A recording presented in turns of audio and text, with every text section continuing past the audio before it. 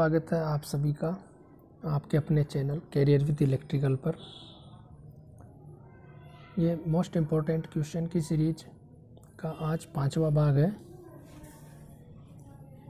जो भी विद्यार्थी इस सीरीज को लगातार देखेगा उसको बहुत ही अधिक फ़ायदा होगा, क्योंकि जो ITI के मेन एग्ज़ाम होते हैं उसमें 2 साल से यहीं से ही सारे सवाल आ रहे हैं। तो मैंने ये वीडियो इसीलिए बनाना स्टार्ट किया है ताकि ITI में सभी बच्चे जिनके बैग लगती है या जो अच्छे पढ़ने वाले हैं वो और ज़्यादा अच्छा स्कोर कर सके। तो आज की शुरुआत करते हैं। पहला सवाल आज का, भूमिगत केबल में उदासीन चालक का आकार फेज चालक की तुलना में क्या होता है। तो देखिए, उदासीन चालक का मतलब यहाँ पे न्यूट्रल से बात हो रही है, ठीक है ना। तो जो अंडरग्राउंड केबल होती है उनमें जो न्यूट्रल चालक होता है उनका आकार फेज चालक की तुलना में आधा होता है। ये चीज़ आपको याद रखनी है। तो इस सवाल का राइट आंसर होगा ऑप्शन नंबर बी। ठीक, आगे बढ़ते हैं अगले सवाल में। इस औजार का क्या नाम है। ये दिख रहा है आपको औजार, आपको चित्र के द्वारा अच्छे से दिमाग में सेट करने होंगे। देखिए, ये जो आगे का मुंह दिख रहा है ना, यहाँ पे ये अपने को तार छीलने के काम में आता है, ये वाला औजार। तो उसका नाम क्या होता है, वायर स्ट्रिपर। याद रखना, क्या नाम इसका, वायर स्ट्रिपर। आगे बढ़ते हैं, नेक्स्ट सवाल 39 नंबर। देखिए, ये माइक्रोमीटर का पाठ्यांक क्या है। इसको चेक करने के लिए आपको कुछ चीज़ें पता होनी चाहिए। जैसे इसमें जो ये नंबर दे रखे हैं 0 1 2 3 4, तो ये तो होते हैं मेन डिवीज़न, ठीक।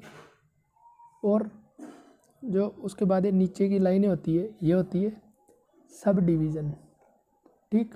और ये इधर जो आपको ये वाली लाइन है 0 5 10 15, ये होती है अपने थिम्बल डिवीज़न, ठीक। तो अब इसमें आपको देखना है, वैसे इस सवाल में तो 1 2 3 4, तो अपन लिखेंगे 4 प्लस, अब यहाँ पर सब डिवीज़न है उसका कोई मान नहीं दे रखा है यहाँ। और ये जो थिम्बल डिवीज़न है इसकी संख्या दे रखी है 5, ठीक। तो एक चीज़ ध्यान रखनी है, इसको इंटू करना पड़ेगा अपने को किससे, ये जो इसका लिस्ट मान होता है, निम्नतम मान वो होता है 0.01। तो अब जब इसको सोल्व करोगे अपन तो वो आएगा 4.05 mm। इसका right answer option number D होगा, लेकिन इस PDF में इसका आंसर 4.55 दे रखा है। या तो यहाँ पर इसमें ये जो 4 है इसके आगे एक और डैश लाइन आएगी, तब जाके वैसा होगा, ठीक है। आगे बढ़ते हैं, सारी चीज़ बता दी है मैंने वैसे इस सवाल में, ठीक। जिसको समझ में नहीं आई बैक करके एक बार वापस देख ले, ठीक। आगे बढ़ते हैं नेक्स्ट सवाल पे, सवाल नंबर 40। वाहन की बॉडी के सुधार हेतु सोल्डरिंग की कौन सी विधि प्रयोग की जाती है। तो आपने देखा होगा, तो अपन करते हैं वहाँ पे सोल्डरिंग विथ फ्लेम, ज्वाला के साथ आग। जो ऑप्शन नंबर बी है वो इस सवाल का करेक्ट आंसर है। चलिए नेक्स्ट सवाल, गुते हुए चालकों का ठोस चालक की तुलना में क्या लाभ होता है। जो एक स्टैंडर्ड कंडक्टर होता है उसका सॉलिड कंडक्टर की तुलना में क्या लाभ होता है, वो मोर देन फ्लेक्सिबल होता है, अधिक लचीला होता है। इस सवाल का राइट आंसर होगा ऑप्शन नंबर बी। कीमत आपको पता है ज़्यादा ही होगी, वोल्टेज ड्रॉप उसका कम होता है। तो ये सवाल से ऑप्शन है ये गलत है, इसका राइट आंसर होगा ऑप्शन नंबर बी। आगे बढ़ते हैं। 16 एम्पियर केबल की धारा क्षमता क्या है यदि यह अधिक अतिरिक्त धारा सुरक्षा द्वारा संरक्षित है। कल भी बताया, फर्स्ट कल शायद पहले वीडियो में या दूसरे वीडियो में आया था इस एक सवाल ऐसा। तो जो भी मैंने बताया था जितने एम्पियर की केबल हो उससे जस्ट थोड़ा नीचे वाला इसका राइट आंसर होता है। तो 13 में इसका हो जाएगा राइट आंसर 13 एम्पियर। क्या हो जाएगा इसका 13 एम्पियर। अब देखो एक सवाल आया था आपने कि 16 एम्पियर, इसका एक आता है अधिक अतिरिक्त धारा सुरक्षा का गुणांक पूछा जाता है, जो अपन ने निकाला था 0.81 अधिक के लिए। वो कैसे आता है देखिए, इसकी केबल की धारा क्षमता अतिरिक्त सुरक्षा, जैसे मान लो टोटल है केबल की क्षमता 16 और अपन ने निकाला था इसका 13, तो तुम जब इनमें भाग दोगे तो इसका मान आएगा 0.81। ये निकलती है अधिक अतिरिक्त धारा सुरक्षा। ठीक है, तो अब अभी साथ के साथ ही बता देता हूँ। जैसे क्वेश्चन नंबर 46 है, इसमें लिखा हुआ है केबल की 5 अतिरिक्त धारा सुरक्षा के लिए धारा रेटिंग क्या होगी। तो ये अधिक वाले के लिए है। यहाँ पर थोड़ा उल्टा हो जाता है, यूँ समझो जैसे 16 एम्पियर की केबल है, उसकी अपने को क्षमता निकालनी है 13। अब भाग देंगे तो इसका मान आएगा 1.23। तो मैं जो कहना चाह रहा हूँ वो समझिए कि अगर अधिक अतिरिक्त धारा सुरक्षा गुणांक पूछेगा तब तो जितने केबल होती है उससे थोड़ा कम, और आंसर 0.1 के आसपास, ये वैल्यू फिक्स है, ये इसका गुणांक है। और अधिक पास वाली के लिए आएगा, पास की अतिरिक्त धारा सुरक्षा की रेटिंग तो वो होती है 1.23।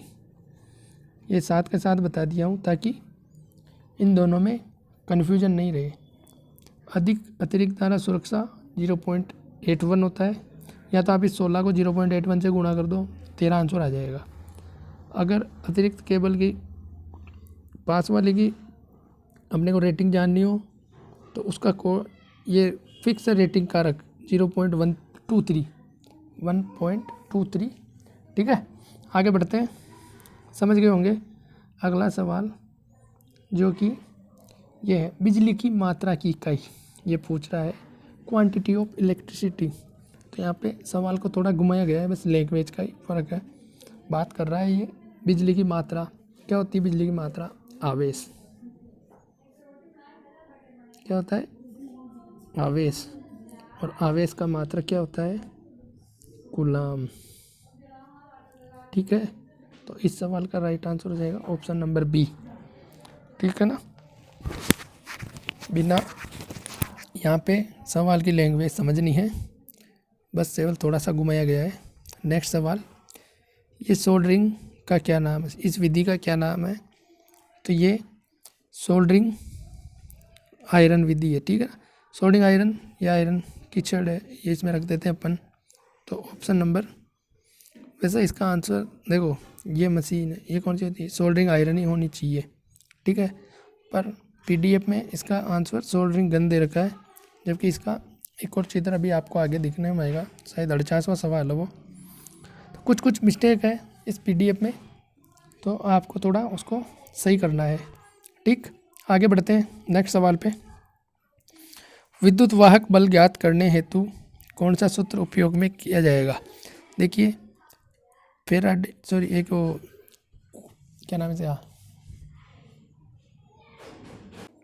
तो इस सवाल में ईएमएफ बराबर अपन जानते हैं, ईएमएफ बराबर क्या होता है, ध्यान रखना, विभवांतर प्लस वोल्टेज ड्रॉप।